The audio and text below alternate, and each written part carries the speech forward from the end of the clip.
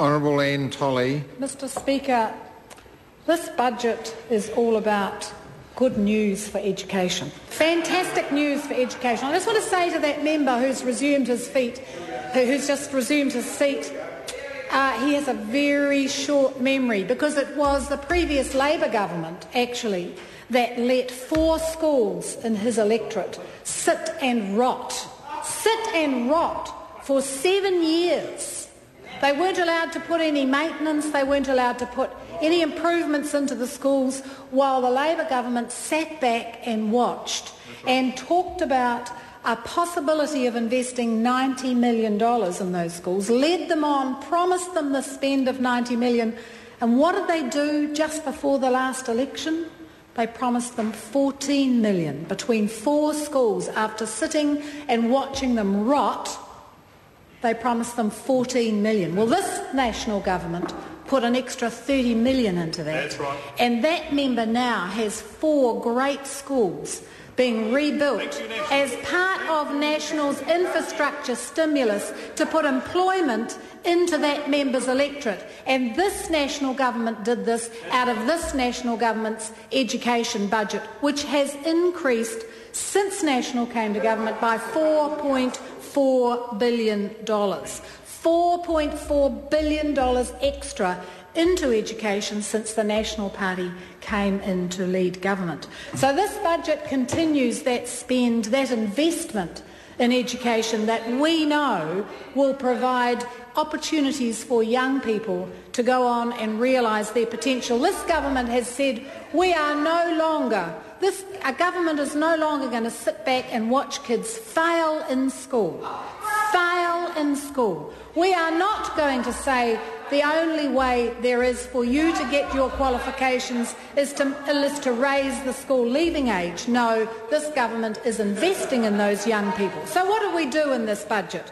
Apart from making lots of money available to the sector, we put in support for our key policies. So yes, we put in extra money to support network and leadership to spread good practice around national standards. Because national standards are giving schools and teachers good information about students, and most importantly, they're giving parents good information about how well their child is doing. So we put some money in to support schools with their implementation of national standards. And we put money in to support schools around the development of the youth guarantee. Now, the previous Labor government looked at young people and said they're leaving schools without qualifications, so let's design a fancy name for a program. We'll call it Schools Plus. It was all a hoax. There was nothing more than a name. There certainly wasn't any money. And all they were doing was putting up the school leaving age and saying to the schools, you have to get some qualifications for those kids and we're going to keep them in school until you do it. Well, this government have said, actually, kids learn in different ways, and we understand that. And so we put money into trades academies. So we've had 8 trades academies open this year, 8 trades academies open, another 4 will open next year, and this budget puts money in for another 5 to open next year. Service academies, we brought them all together, we revamped them, and there's money in this budget for more service academies. I have to say, Mr Speaker, as I've been up and down the country meeting these young people who are taking part in the trades academies, there's a light in their eye. They are enjoying their education. Some of them tell me for the first time in years, because they're doing something they love, they're in an environment that values them as young adults, and they're getting their qualifications. And this national government has made that available. In fact, when I was down in Canterbury last week opening their trades academy, one of the tutors said to me he'd had a call from a parent who said, I'm just ringing to check with you that actually my son is turning up for his class at 8 o'clock in the morning. I just want to make sure that he is actually turning up for his class at 8 o'clock in the morning, because, to be perfectly honest, she said, He's never turned up anywhere at 8 o'clock in the morning. But he's out of bed and he's off to school, to the Trades Academy at 8, and I want to know he's there. And of course the tutor said, well, actually I had to say to that mother, he's there before me. Every morning that boy is there, ready to go and learning and gaining his qualifications. And that's the difference that this government is making for young people up and down the country. We have 8 new service academies being funded to open next year, on top of the 9 that we already have operating throughout this country. We've put in this budget $51.5 million for the school network upgrade project, because we know that technology is a leading component of schooling today. It makes the difference for people in rural areas, for many of our Māori kura. It makes the difference.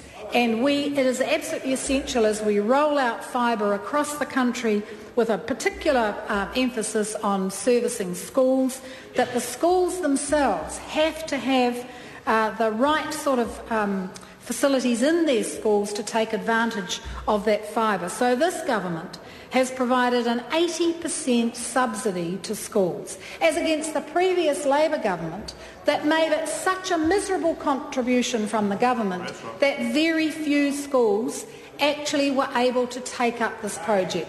This government has put its money where its mouth is and said, we know that technology is hugely important to the development of education in this country, and we're prepared to fund it, we're prepared to put the money in to make sure that not only is the fibre being delivered to those schools, but actually they will have the infrastructure to support it in their school grounds. And speaking of school grounds, this government has invested $200 million more each year in property development than the previous Labor government. $200 million more each year.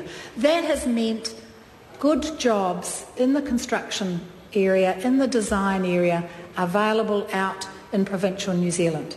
That has meant that we have had schools developing what they call modern learning environments, upgrading their classrooms, upgrading their properties, so that those children are learning in a modern learning environment.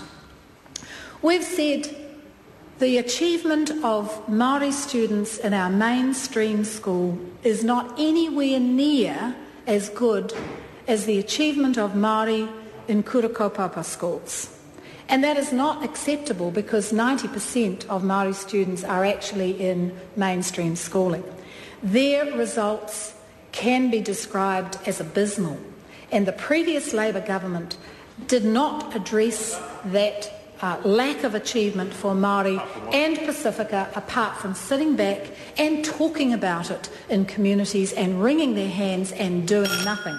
This government is determined to ensure that every single child that goes to a school in the education system in New Zealand has the opportunity to develop to their full potential, whether they're Māori, whether they're Pacifica, whether they're Asian, whether they're European. They all should have the same opportunity to get an excellent education, and we're determined to make sure that that happens.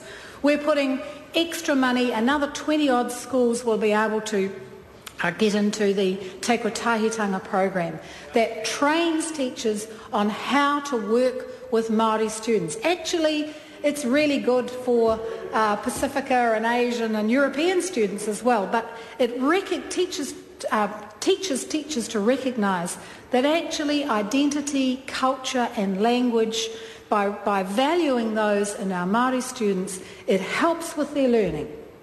And if we can help those students with their learning, then they will achieve. So this government has put a lot of effort, and I want to thank my Māori Party colleagues for the assistance and the perseverance that they have put into developing good policies to help lift Māori achievement. Mr. Speaker, this budget is all about good news in education for young New Zealanders, and I'm very proud to be part of a national government that puts a huge investment, even in these really tough economic times, is prepared to put a huge investment into education. Oh, the Honourable Tariana Turia. Mr. Speaker, I too am really pleased to be able to stand today to talk about the budget.